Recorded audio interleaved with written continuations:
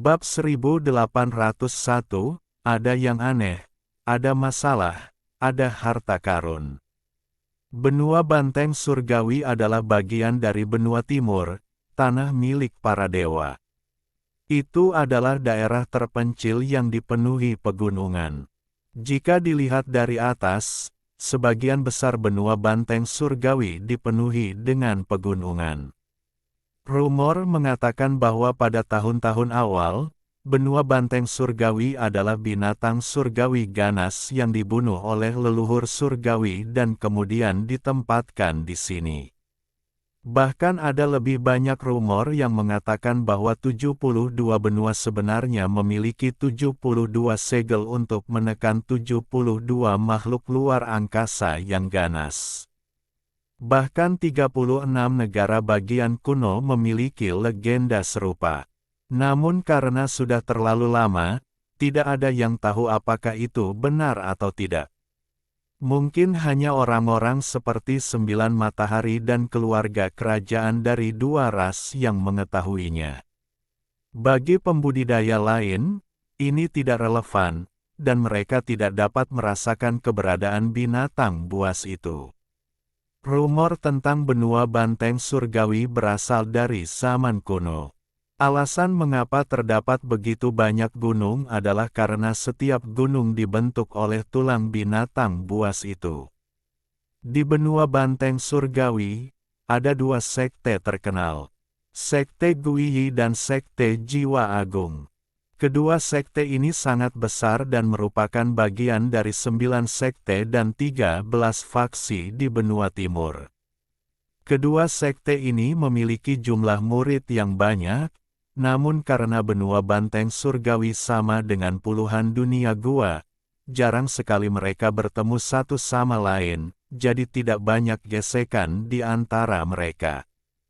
Sekte Jiwa Hebat sangat aneh. Mereka mengembangkan sejumlah besar metode berbeda, tetapi yang paling penting adalah jiwa dan ilusi.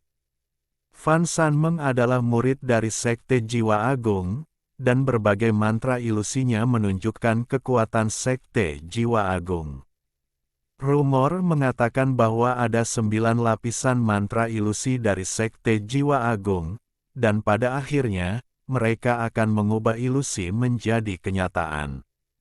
Sangat menakutkan. Sedangkan untuk Sekte Guiyi, mereka fokus pada 5 elemen. Selain itu, mereka memiliki metode penempaan baju besi unik yang membuat mereka terkenal. Di bawah Sekte Guiyi dan Sekte Jiwa Agung terdapat sekte-sekte kecil yang tersebar. Mereka dikendalikan oleh Sekte Guiyi atau Sekte Jiwa Agung. Sesekali, mereka perlu mengirimkan persembahan ke kedua sekte tersebut. 7 sekte Dao yang diciptakan oleh penguasa surgawi 7 warna adalah salah satu sekte tersebut. Namun, dia telah mengambil murid Sekte Jiwa Agung sebagai mitra Dao dan karena itu dilindungi oleh Sekte Jiwa Agung di benua Banteng Surgawi. Bakatnya juga luar biasa, jadi dia dihargai oleh Sekte Jiwa Agung karena suatu alasan. Namun, selama beberapa dekade terakhir, murid inti dari Sekte Guiyi bernama Yun Yifeng menjadi terkenal. Rumor mengatakan bahwa dia telah lama berkultivasi dengan pintu tertutup, dan setelah keluar, dia menjadi luar biasa. Dia telah menantang banyak murid inti dari Sekte Jiwa Agung dan menang melawan mereka semua. Bahkan tetua biasa dari Sekte Jiwa Agung bukanlah tandingannya. Hasilnya, reputasi Yun Yifeng meningkat dan dia secara bertahap menjadi peringkat 1 di antara generasi baru murid benua Banteng Surgawi. Ada juga orang yang menempatkannya di antara 4 jenius surgawi di benua timur yang sebelumnya disebutkan dan menyebut mereka 5 puncak. Namun, Yun Yifeng ini sangat rendah hati dan sering menggelengkan kepalanya ketika orang membandingkannya dengan 4 jenius surgawi di benua timur. Bukan karena dia merasa lebih rendah dari mereka, tapi dia merasa jijik terhadap mereka. 10 tahun yang lalu, selama kompetisi antara Sekte Jiwa Agung dan Sekte Guiyi, Yun Yifeng melukai 9 murid dan 3 tetua dari Sekte Jiwa Agung dengan satu pukulan. Ketika orang-orang membandingkannya dengan 4 jenius surgawi di benua timur, dia mengatakan sesuatu yang mengejutkan seluruh Sekte Banteng Surgawi. Pedangku bisa melukai banyak orang, saya bahkan berani melawan keempat jenius surgawi itu. Meski aku mungkin tidak menang, aku tidak akan mundur setengah langkah. Namun, saya bertemu dengan seorang kultivator yang hanya berkultivasi selama lebih dari 2000 tahun di dunia ini, dan ketika saya berdiri di hadapannya, saya tidak berani menghunus pedang saya. Lupakan aku. Bahkan keempat jenius surgawi itu tidak layak disebut jenius. Menurutku, di generasi baru, tidak ada yang bisa menandinginya. Garis ini memicu ribuan gelombang dan menimbulkan keributan. Setiap orang yang mendengar ini terkejut, dan mereka semua memikirkan hal yang sama. Siapa orang ini? Siapa yang bisa membuat Yun Yifeng mengucapkan kata-kata seperti itu? Untuk membuatnya tidak berani menghunus pedangnya di hadapan orang itu. Dan orang itu baru berkultivasi selama kurang lebih 2000 tahun dan dapat melakukan ini. Jika ini semua benar, maka keempat jenius di benua timur benar-benar tidak layak disebut jenius di hadapan orang itu. Meskipun kalimat ini memicu kehebohan besar, pada saat yang sama, banyak orang mempertanyakannya. Namun, tak seorang pun di Sekte Jiwa Agung mempertanyakannya, seolah-olah orang-orang dari Sekte Jiwa Agung mengenal orang ini. Fenomena aneh ini sepertinya memicu keributan besar. Keheningan Sekte Jiwa Agung menyebabkan banyak orang berspekulasi.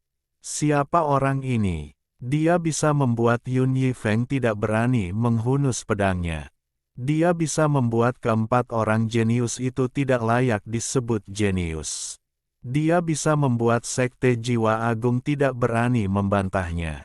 Seolah-olah Sekte Jiwa Agung diam-diam menyetujui bahwa orang seperti itu ada. Bahkan Sekte Guiyi tidak mengatakan apapun setelah murid mereka mengatakan hal seperti ini. Mereka sepertinya tahu orang seperti itu ada. Siapa orang ini? Dia akan muncul. Begitu dia muncul, kamu akan tahu. Ini adalah hal terakhir yang dikatakan Yun Yifeng tentang orang misterius itu. Meski beberapa tahun telah berlalu, rumor tentang orang misterius ini tidak berhenti menyebar ke seluruh benua Banteng Surgawi. Karena tersebar dari mulut ke mulut, rumor tersebut menjadi semakin dibesar-besarkan. Namun, ini adalah pertanyaan tanpa jawaban. Adapun orang-orang yang mengetahui jawabannya, tidak satupun dari mereka yang berbicara. Setelah beberapa waktu berlalu, rumor ini tidak lagi begitu kuat, dan perlahan-lahan bersembunyi di dalam hati setiap orang. Mungkin suatu hari nanti mereka akan mengetahui siapa orang ini. Sekte Naga Biru adalah sekte tingkat menengah, dan wilayahnya sebanding dengan kurang dari setengah dari Brilliant Void. Dari sudut pandang seorang penggarap dunia gua, itu tidak sebesar kuil surgawi guntur atau aliansi budidaya, tetapi masih merupakan raksasa. Namun, di benua astral abadi, itu hanya rata-rata. Benua astral abadi dikabarkan memiliki 30.000 sekte surgawi. Tidak ada yang tahu apakah itu benar atau salah, tapi setiap sekte memang sangat berbeda. Nama, Sekte Naga Biru, akan membuat Anda mengira mereka berkerabat dengan naga, namun metode budidaya yang digunakan murid-murid mereka tidak ada hubungannya dengan naga.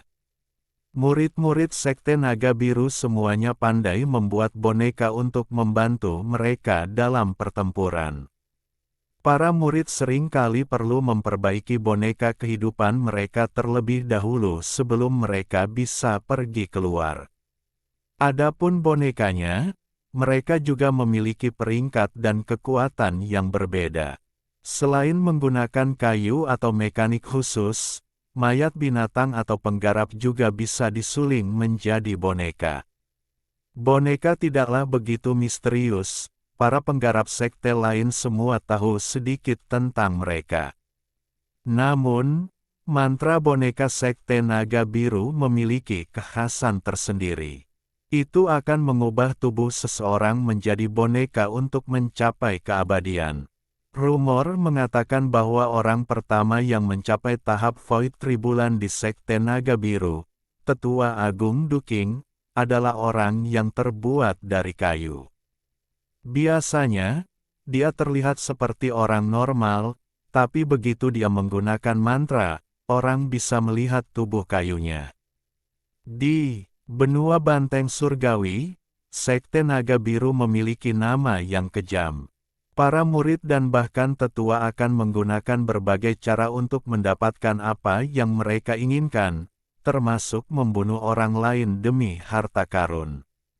Namun, Tetua Agung Duking memiliki hubungan mendalam dengan Sekte Jiwa Agung, sehingga mereka akan melakukan apapun yang mereka inginkan, dan hanya sedikit sekte yang berani memprovokasi mereka.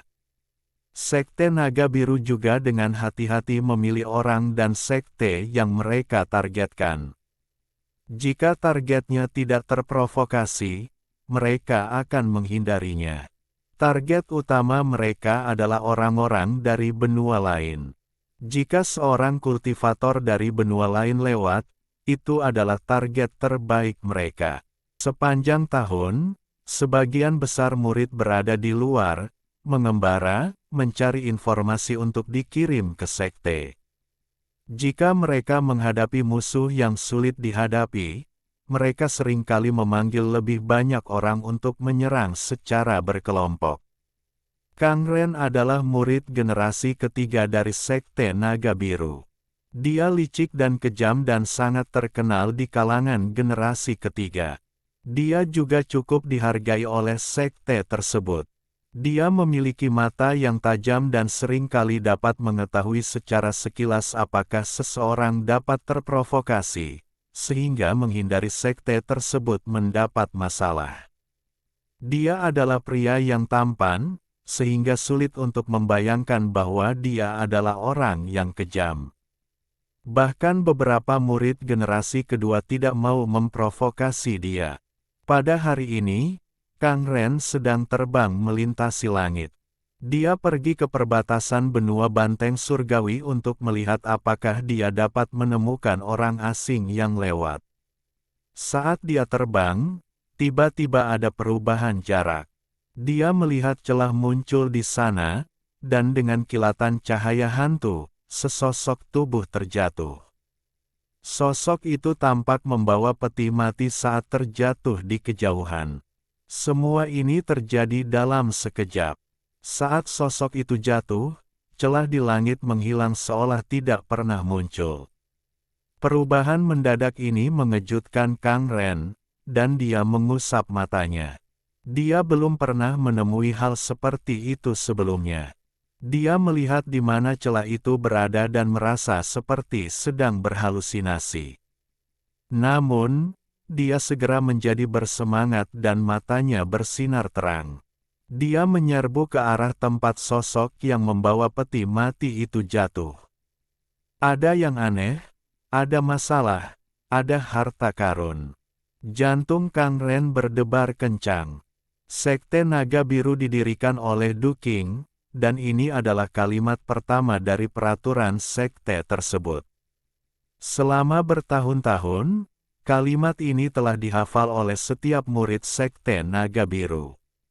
Sesuatu yang aneh pastilah sebuah masalah, dan jika ada masalah, kemungkinan besar ada harta karun. Kang Ren terbang dengan kecepatan penuh tetapi masih dengan hati-hati melindungi dirinya dengan harta karun. Saat dia terbang, dia mendengar suara gemuruh yang teredam. Di kejauhan, sosok yang membawa peti mati itu mendarat di gunung. Lebih dari separuh gunung runtuh akibat tabrakan, memperlihatkan pemuda berambut putih yang tidak bergerak. Tubuh yang sangat kuat. Mata Kang Ren dipenuhi dengan keserakahan saat dia mendekat dengan hati-hati. Bab 1802, bawa kembali ke gua. Kang Ren pertama kali mengitari area itu beberapa kali. Setelah mengamati dengan cermat beberapa saat, dia perlahan-lahan mendekati gunung yang runtuh tempat Wang Lin berada. Dia menatap Wang Lin, yang terbaring di sana, dan matanya dipenuhi kegembiraan dan keserakahan yang tidak bisa dia sembunyikan.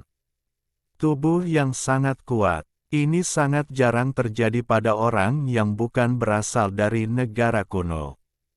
Melihat penampilannya, dia tidak memiliki bintang di antara alisnya dan tidak memiliki aura yang dimiliki oleh orang-orang biadab dari negara kuno itu.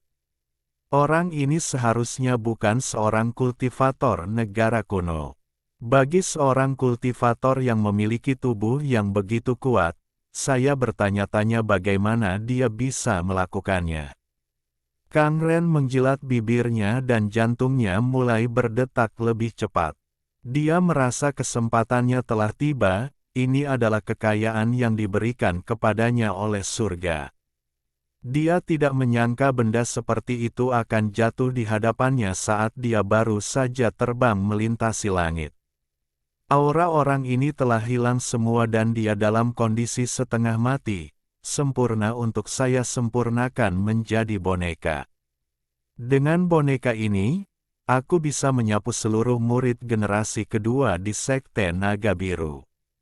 Jika saya bisa menarik perhatian leluhur tua dan diterima sebagai murid, maka saya akan menembus surga.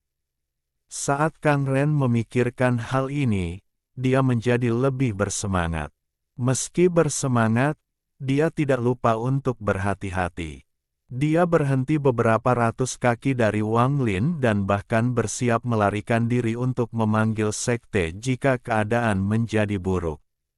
Lagi pula, jika dia tidak bisa memilikinya sendiri, melaporkannya ke sekte masih merupakan pencapaian yang luar biasa.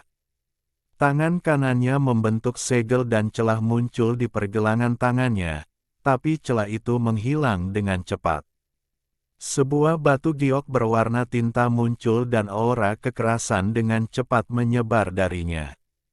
Sambil memegang batu giok ini, Kang Ren melemparkannya tanpa ragu-ragu. Giok itu terbang ke arah Wang Lin dan mendarat di dadanya. Dengan keras, batu giok itu meledak dan mengguncang gunung, menciptakan dampak yang kuat. Di bawah keterkejutan ini, Kang Ren mundur 1000 kaki, dan kegembiraan di matanya menjadi lebih kuat. Dia tidak melawan. Dia pasti sudah mati dan tidak pingsan begitu saja. Kang Ren tersenyum cepat sebelum menyerbu ke depan dan langsung tiba di sebelah Wang Lin. Meskipun dampak dari batu giok itu sangat kuat, namun tidak mampu melukai Wang Lin sama sekali. Sebenarnya, batu giok yang hanya memiliki kekuatan seorang kultivator pembersih nirwana tidak akan melukai Wang Lin bahkan jika jumlahnya puluhan atau ratusan. Sedangkan untuk peti mati penghindar surga, masih dilindungi oleh Wang Lin, jadi tidak rusak sama sekali. Lupakan Kang Ren, bahkan seorang kultivator yang telah melalui beberapa arcanet ribulan akan kesulitan untuk merusak peti mati tersebut. Ketika Kang Ren mendekati Wang Lin, matanya menyipit dan dia melihat peti mati penghindar surga di belakang Wang Lin. Dia melihat wanita itu di dalam. Meskipun wanita itu sangat cantik, penampilan tidurnya menyebabkan pikiran jahat muncul di matanya. Haha, sebelumnya saya tidak melihat dengan baik, tapi ternyata ada kultivator wanita di sini. Bagus, bagus, Saya akan menyempurnakan kultivator perempuan ini menjadi boneka juga dan meminta dia melayani saya. Sungguh hal yang menggembirakan. Kang Ren menjilat bibirnya dan tangannya membentuk segel sebelum dia menunjuk ke langit. Keretakan muncul di pergelangan tangan kanannya dan jaring besar terbang keluar.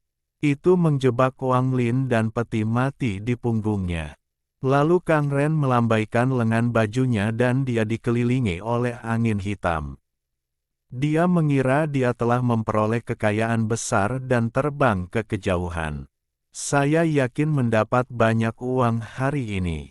Haha, surga punya mata, dan ia benar-benar ingin aku menjadi besar. Kang Ren sangat bersemangat, dan dia tidak berani tinggal di luar terlalu lama. Satu-satunya pemikiran di benaknya adalah kembali ke sekte untuk menyempurnakan bonekanya. Sekte Naga Biru terletak di pegunungan besar yang dikelilingi oleh racun. Pegunungan di dekatnya dilubangi menjadi ruangan batu yang tak terhitung jumlahnya untuk dijadikan gua. Sulit untuk melihat ujung pegunungan tak berujung ini dengan mata telanjang.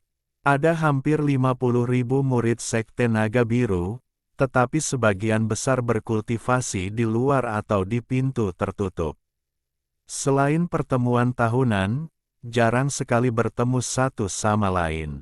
Kang Ren mendekati sekte itu sebagai seberkas cahaya. Meskipun gunung itu dikelilingi oleh racun, racun itu berpindah ke samping saat dia masuk. Jelas sekali dia memiliki sesuatu untuk melindungi dirinya dari racun. Setelah memasukkan racun, sebuah gunung raksasa muncul di hadapan Kang Ren. Ada banyak sekali gua yang terlihat di gunung. Saat Kang Ren hendak memasuki lembah, suara gemuruh datang dari dalam. Siapa yang berani menerobos lembah? Laporkan nama Anda. Jika Anda tidak melapor dalam 3 tarikan napas, Anda akan menanggung akibatnya. Ada kilatan rasa dingin di mata Kang Ren saat dia berhenti di luar lembah dan meraung. Virtual Cloud, apa artinya ini? Oh, jadi ternyata itu adalah kakak muda Kang. Kabutnya terlalu tebal, jadi saya tidak bisa melihat dengan jelas. Bukankah kakak muda Kang sedang keluar? Kenapa kamu sudah kembali? Apa yang kamu tangkap dengan jaring boneka? Suaranya biasa saja dan seorang pemuda bungkuk keluar dari lembah. Pemuda itu sangat tampan, tetapi punggungnya yang bungkuk menghancurkan semua aura positif yang terpancar dari penampilannya. Sebaliknya, sepertinya ada sesuatu yang salah pada dirinya. Kamu terlalu usil. Kang Ren mendengus dingin dan menyerbu ke lembah. Pemuda bungkuk itu mengungkapkan ekspresi kejam saat dia menatap kemana Kang Ren pergi. Ada yang aneh, ada masalah, ada harta karun. Saat dia merenung, dia meninggalkan boneka di sini dan terbang menuju lembah. Adapun Kang Ren, dia terbang melewati lembah dan mendekati gunung.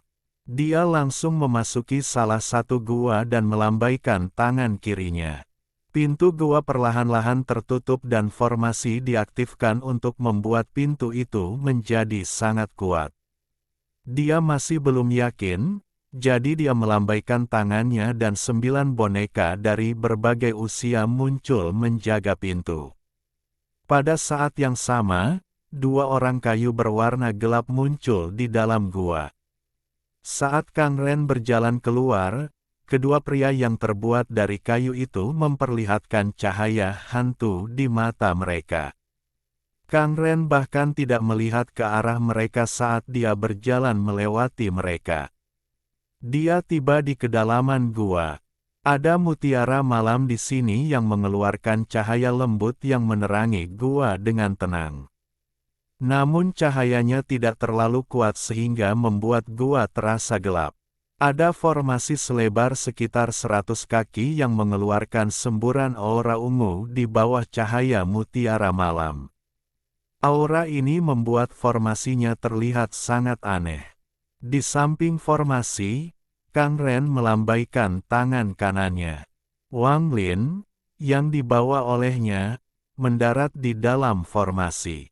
Kang Ren dengan bersemangat menggosok kedua tangannya sambil menatap formasi yang dikelilingi kabut, matanya bersinar terang.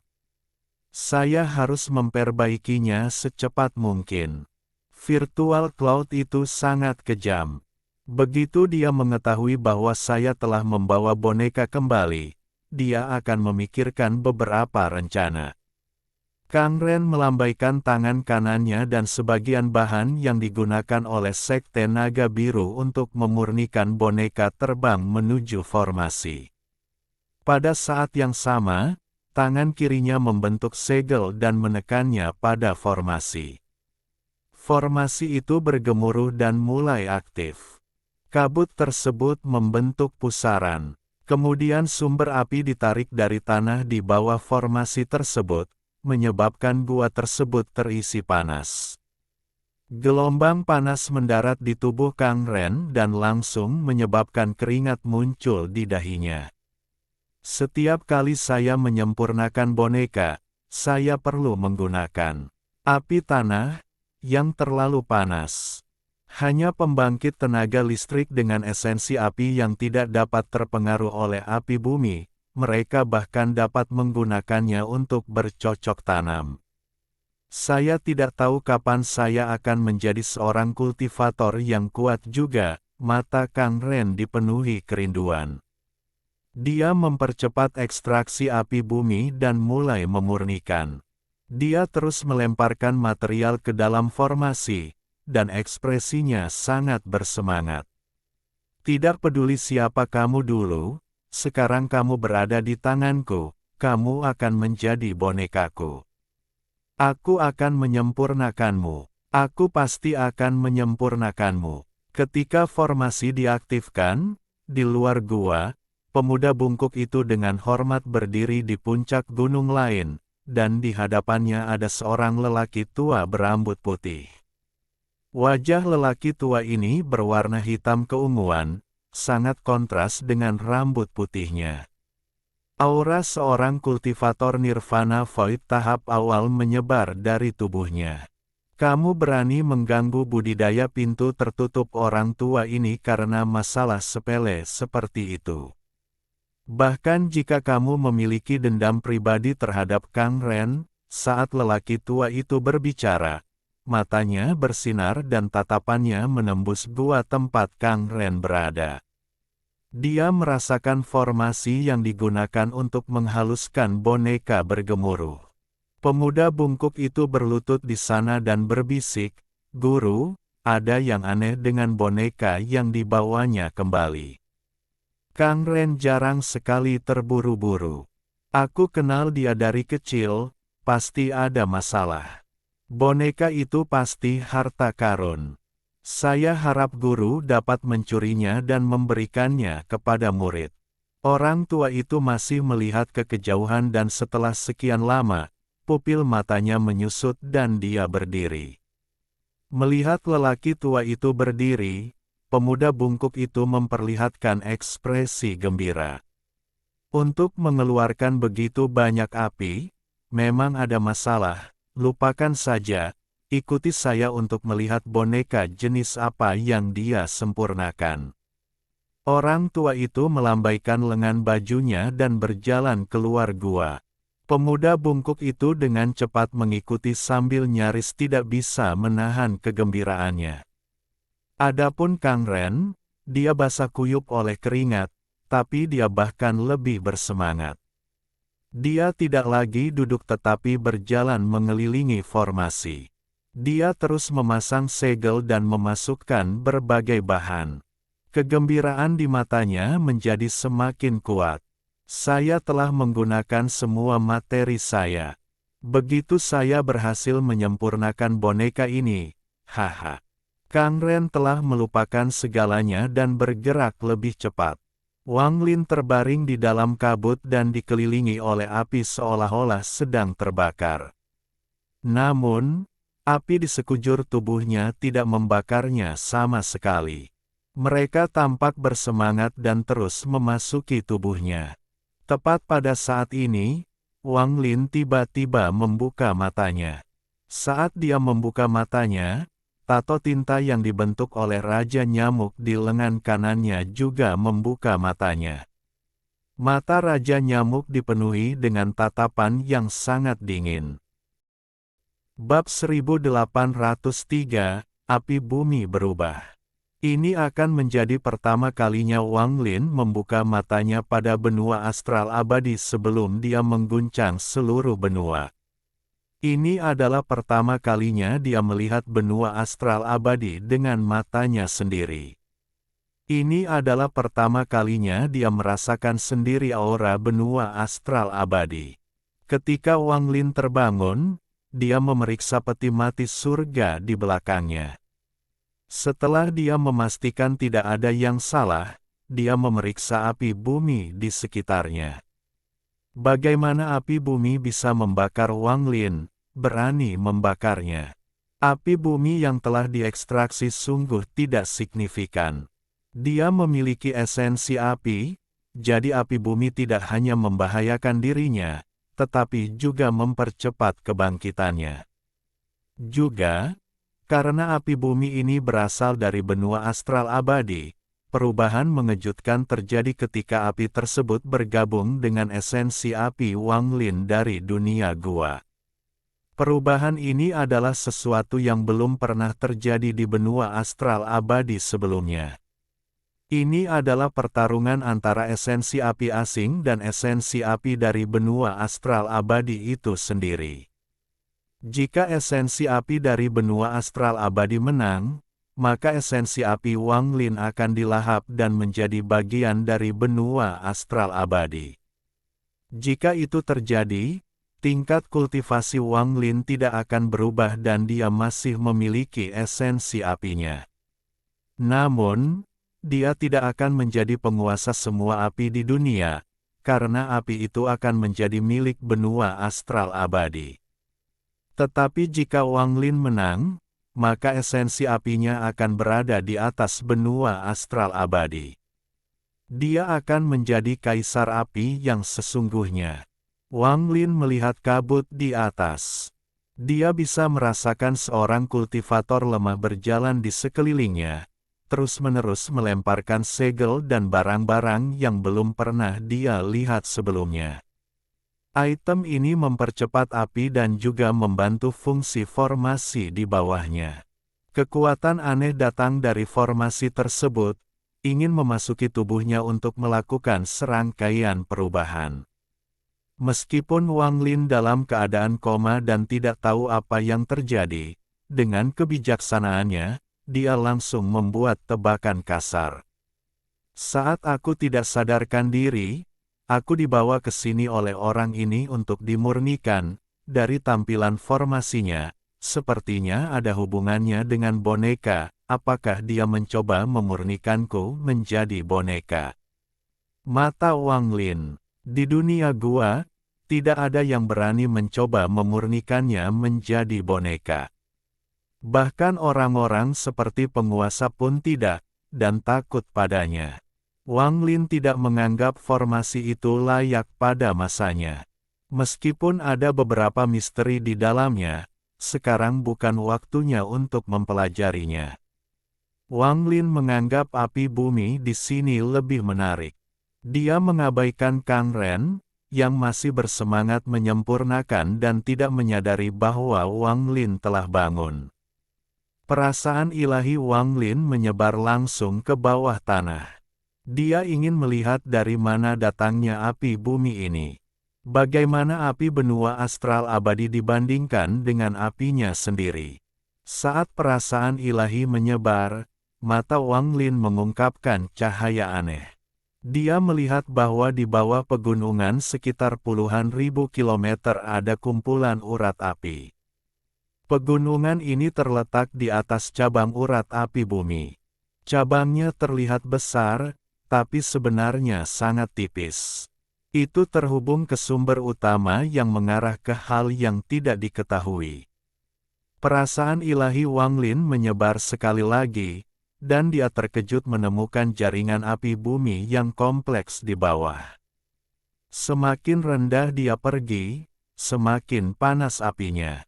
Pembuluh darah api terlihat seperti formasi api raksasa. Wang Lin menarik akal sehatnya. Dia baru saja bangun dan tidak yakin dengan sekelilingnya, jadi tidak nyaman untuk menjelajah dengan paksa. Meskipun tidak merepotkan untuk masuk lebih dalam, saya dapat mengekstraksi lebih banyak api untuk memberi makan esensi api saya. Wang Lin merenung saat tangan kanannya dengan lembut mengenai formasi di tanah. Dengan ini, seluruh sekte naga biru bergetar dan semua api di bawah pegunungan ini sepertinya terstimulasi. Semuanya melonjak gila-gilaan dari segala arah dan memasuki gua Kang Ren. Perubahan mendadak ini mengejutkan Kang Ren, yang sedang berjalan berkeliling dan memasang segel. Dia dengan cepat mundur dan membentuk lapisan perlindungan yang tak terhitung jumlahnya di sekelilingnya. 9 boneka yang menjaga pintu dan 2 boneka kayu menyerbu di depannya untuk melindunginya dari api yang tiba-tiba meletus. Saat Kang Ren mundur, lautan api melonjak di dalam formasi dan berubah menjadi pilar api.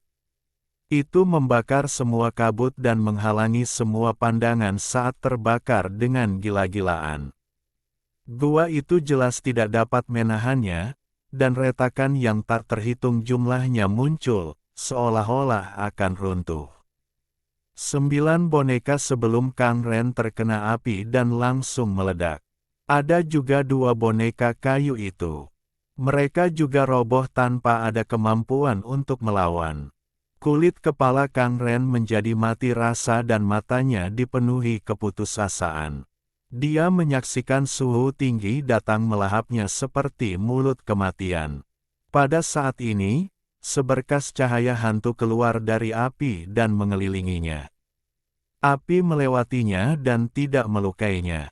Namun meski begitu, setelah melewati ambang kematian, Kang Ren jatuh ke tanah karena ketakutan. Dia melihat api yang memenuhi gua, dan ketakutan memenuhi hatinya. Aku, orang macam apa yang kubawa kembali? Saat api bumi meletus, Virtual Cloud dan gurunya tiba di luar gua Kang Ren. Pada saat ini, ekspresi lelaki tua berambut putih itu berubah drastis. Dia dengan cepat meraih muridnya dan mundur beberapa ribu kaki. Saat dia mundur, pintu masuk gua Kang Ren runtuh dan gelombang panas melonjak. Semua paviliun di gunung menghilang di lautan api. Pegunungan di sekitarnya bergetar di bawah api seolah-olah akan meletus. Perubahan mendadak ini mengejutkan para murid Sekte Naga Biru. Mereka semua bergegas keluar dari gua dan menunduk ketakutan. Nenek moyang sudah keluar. Mengapa ada perubahan pada api bumi? Guru Virtual Cloud tampak murung saat dia menatap lautan api yang berhembus. Dia melihat ke gua tempat Kang Ren berada. Pada saat yang sama, 3 aura kuat datang dari Sekte Naga Biru. Mereka berubah menjadi 3 orang yang muncul di samping Guru Virtual Cloud. Di antara ketiganya terdapat 2 pria dan 1 wanita. Salah satu pria dan wanita berambut putih, sedangkan pria lainnya berusia parubaya. Mereka semua memiliki aura kultivator langkah ketiga. Tingkat budidaya mereka tidak rendah. Pria parubaya itu berada di tahap pertengahan Spirit Void. Begitu dia muncul, dia mengaum ke langit.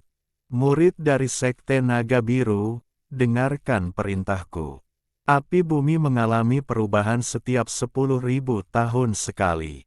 Kali ini, masih terlalu dini, tapi jangan panik. Cepat, atur formasi air surgawi. Kata-katanya bergema seperti guntur. Pikiran semua murid Sekte Naga Biru yang mendengar ini bergetar, dan mereka segera duduk di langit. Tangan mereka membentuk segel dan awan yang tak terhitung jumlahnya keluar dari tubuh mereka. Puluhan ribu murid dengan cepat menciptakan formasi besar. Formasi ini bergemuruh seperti yang terlihat. Dari kejauhan tampak seperti awan gelap besar yang menutupi puluhan ribu kilometer. Awan ini sangat gelap, dan berisi puluhan ribu murid Sekte Naga Biru yang hadir. Pada saat yang sama, selain pria Parubaya dan guru virtual Cloud, dua kultivator langkah ketiga lainnya menyerbu ke dalam awan gelap tanpa menunggu perintah. Mereka menggunakan mantra yang tidak diketahui dan berubah menjadi dua naga panjang di dalam awan. Kedua naga ini panjangnya hampir 100.000 kaki. Sesaat kemudian, mereka memperlihatkan kepala naga raksasa mereka dan membuka mulut mereka ke arah gunung yang terbakar di bawah. Hujan turun dari langit dan air dalam jumlah besar keluar dari mulut kedua naga tersebut. Penatuali, kamulah orang pertama yang tiba. Apa yang terjadi di sini? Saat hujan turun untuk memadamkan api, pria Parubaya itu dengan murung menatap pria tua berambut putih di sampingnya. Kebakaran bumi berubah setiap 10.000 tahun sekali, dan seharusnya terjadi 3.000 tahun lagi sebelum api itu muncul. Pasti ada alasan mengapa itu muncul lebih awal. Tatapan pria Parubaya itu beralih dari pria tua berambut putih dan menatap pemuda bungkuk itu. Tatapan ini menyebabkan hati pemuda itu bergetar, dan dia hampir tidak bisa tetap berdiri. Penatua Zhao, jika ini bukan perubahan normal pada api bumi, ini mungkin terkait dengan murid generasi ketiga Kang Ren. Kang Ren, pria Parubaya itu mengerutkan kening dan tidak dapat mengingat nama ini. Pria berambut putih itu memandangi lautan api di bawah dan menunjuk ke gua Kang Ren. Orang ini telah membawa kembali dua mayat dari suatu tempat yang tidak diketahui, dan perubahan pada api bumi terjadi saat dia memurnikan bonekanya. Master Sekte dan leluhur tua pergi ke Sekte Jiwa Agung. Saya sudah mengirimkan pesan giok, jadi mereka seharusnya sudah dalam perjalanan kembali. Karena mungkin saja hal ini disebabkan oleh dua tubuh yang dibawa kembali oleh Kang Ren, maka orang tua ini akan melihat tubuh seperti apa yang dapat menyebabkan api bumi berubah. Ada kilatan niat membunuh di mata pria Parubaya itu. Perubahan pada api bumi ini telah membuat Sekte Naga Biru lengah. Meskipun tidak ada korban jiwa, banyak bangunan telah hancur bersama dengan sejumlah besar tumbuhan surgawi yang tumbuh dan disimpan. Harganya terlalu besar. Saat dia berbicara, tubuh pria Parubaya itu berkedip-kedip dan uap air mengelilinginya.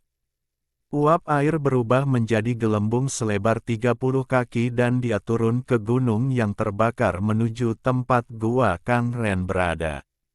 Pintu gua sudah lama rusak dan tidak ada yang menghalanginya. Pria Parubaya itu bergerak sangat cepat dan langsung sampai di gua.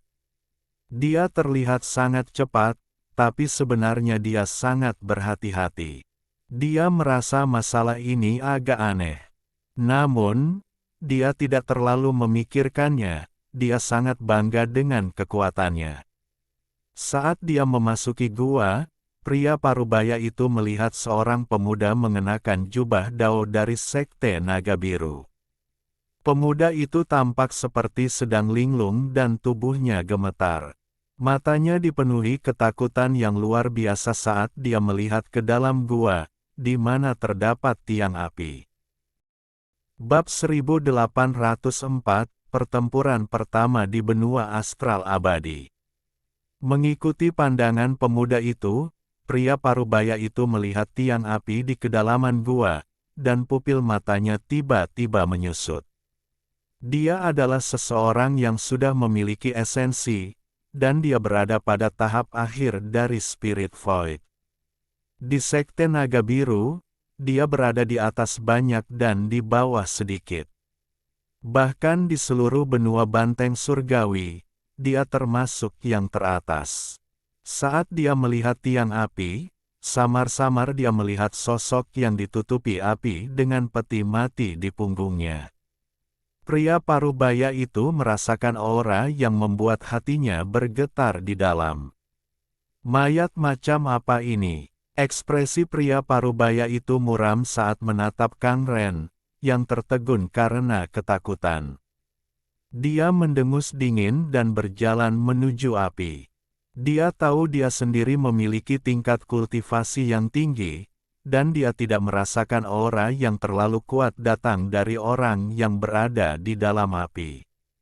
Dengan mengingat hal itu, dia menyerbu ke arah api. Dia awalnya tidak jauh dari api, jadi dia mendekatinya dengan satu langkah. Gelembung itu bersentuhan dengan api dan suara letupan bergema.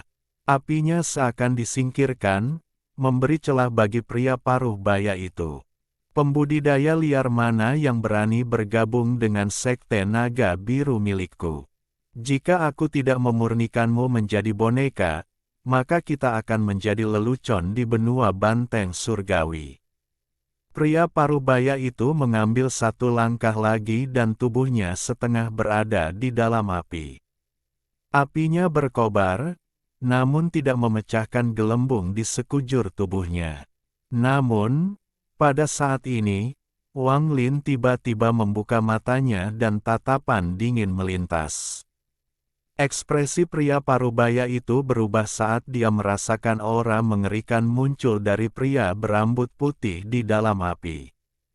Aura ini sangat kuat, bahkan menggetarkan surga.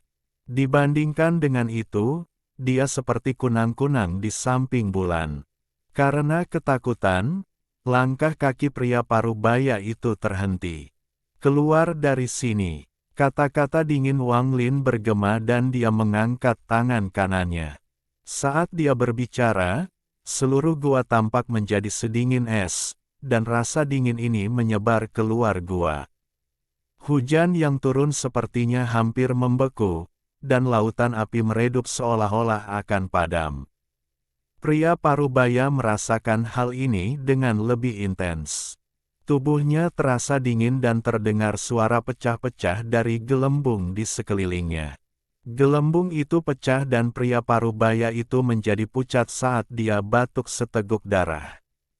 Matanya dipenuhi ketakutan dan ketidakpercayaan. Dia kehilangan kendali atas tubuhnya. Ketika Wang Lin berbicara, rasanya seperti 100.000 gunung menabrak tubuhnya. Pria parubaya itu mundur lagi dan mengeluarkan lebih banyak darah. Dia terbang seperti layang-layang dengan garis putus-putus dan tersapu keluar gua. Di depan mata puluhan ribu petani di luar, pria parubaya itu diusir dan batuk seteguk darah ketiga. Dia terlempar puluhan ribu kaki sebelum berhenti. Wajahnya pucat pasi dan ketakutan di matanya tak terlukiskan. "Siapa kamu?" Pria parubaya itu segera berteriak. Adegan mendadak ini tidak hanya mengejutkan semua murid sekte naga biru, tapi bahkan kedua tetua yang telah berubah menjadi naga. Mata guru virtual Cloud membelalak dan dipenuhi rasa tidak percaya. Siapa yang ada di dalam gua?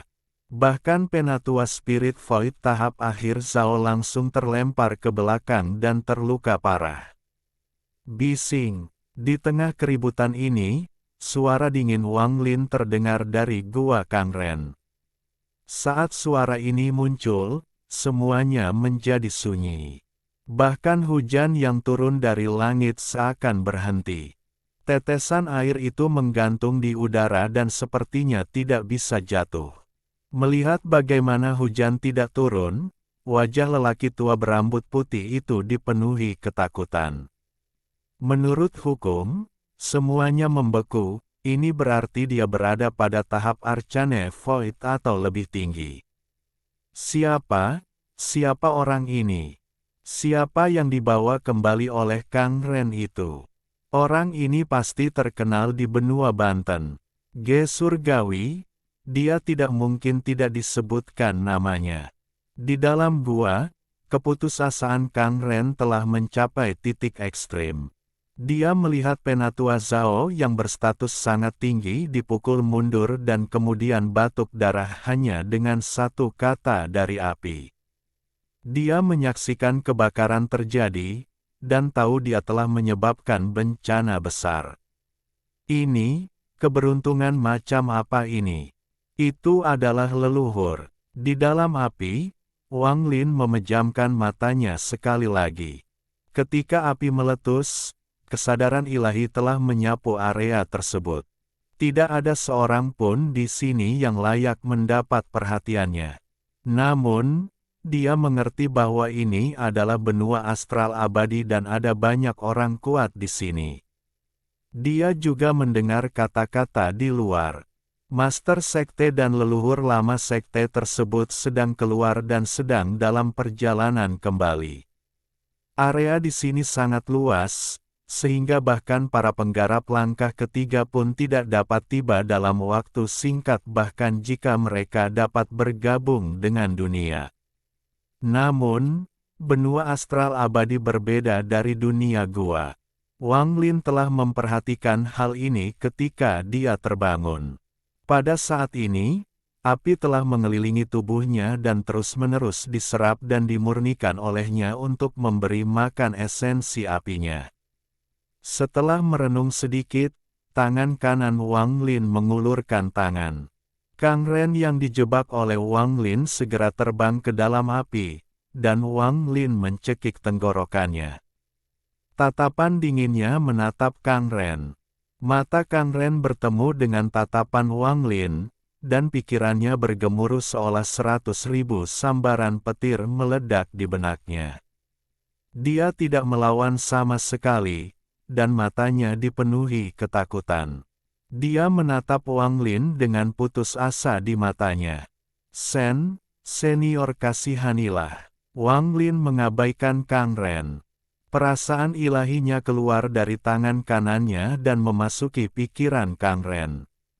Setelah menemukan kenangan yang dia butuhkan, dia melemparkan Kang Ren keluar dari api dan menahannya sekali lagi.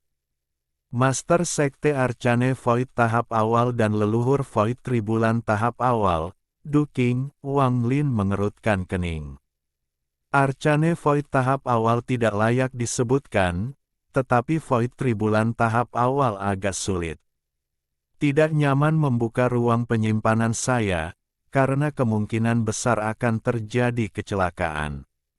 Jadi aku tidak bisa mengambil hartaku dan aku tidak bisa menggunakan boneka Yixi, akibatnya, aku akan dirugikan saat menghadapi seorang penggarap Void Tribulan. Sambil merenung, Wang Lin menyerap sejumlah besar tanah, api untuk menyuburkan esensi apinya, menyebabkan esensi apinya menjadi lebih kuat. Lupakan saja. Aku harus meninggalkan tempat ini untuk mempelajari masalah ruang penyimpananku. Selain itu, esensi saya yang lain sepertinya juga berubah di sini. Saya harus membiasakan diri terlebih dahulu. Mata Wang Lin berbinar dan dia membuat keputusan. Dia baru saja tiba di benua astral abadi dan tidak terlalu familiar dengan tempat itu. Dengan kepribadiannya, dia tidak ingin terlalu sombong. Saat ini, dia mengambil keputusan. Tangannya membentuk segel dan dia melambaikannya. Bumi bergemuruh dan semakin banyak api bumi yang keluar. Api memenuhi gua bahkan ada yang menyebar. Dari luar, pria parubaya melihat ini. Mampu berkultivasi hingga titik ini berarti dia tidak bodoh. Jadi dia segera mengetahui apa yang coba dilakukan Wang Lin. Dia akan lari. Ekspresi pria parubaya itu muram. Apa yang terjadi sebelumnya membuatnya merasa takut, tapi yang lebih dia takuti adalah kemarahan leluhur lama begitu dia kembali. Begitu leluhur menjadi marah, dia mungkin akan memurnikannya menjadi manusia kayu.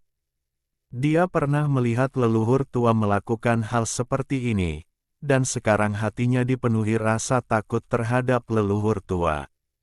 Kita tidak bisa membiarkan dia melarikan diri sebelum leluhur lama kembali. Begitu dia kabur, kita tidak akan mampu menahan amarah leluhur lama.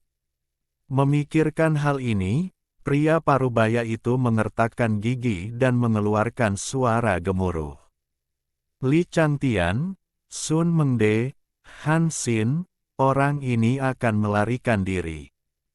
Jangan biarkan dia lolos, jika tidak, nenek moyang lama akan marah, dan kalian semua tahu konsekuensinya. Semua murid Sekte Naga Biru, hentikan formasi air surgawi dan aktifkan Dao Mumbel. Saat pria parubaya itu berbicara, dia menekan lukanya dan menyerang. Di belakangnya, ekspresi lelaki tua berambut putih itu berubah. Dia mengertakkan gigi dan keluar. Di saat yang sama, kedua naga di awan itu berputar dan berubah menjadi seorang pria dan seorang wanita.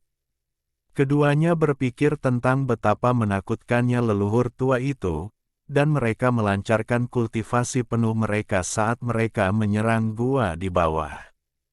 4 tetua agung dari Sekte Naga Biru, 4 kultivator langkah ketiga, akan menghentikan Wang Lin pergi. Puluhan ribu murid Sekte Naga Biru menyerahkan formasi air surgawi di bawah komando pria parubaya. Tangan mereka membentuk segel dan mereka semua mulai bergumam. Gumaman puluhan ribu orang bergema di langit. Mantra Dao Mumbel adalah mantra dari Sekte Jiwa Agung. Sekte Naga Biru dan Sekte Jiwa Agung memiliki hubungan yang sangat dekat, jadi Sekte Jiwa Agung telah memberikan mantra ini kepada Sekte Naga Biru sebagai mantra perlindungan sekte.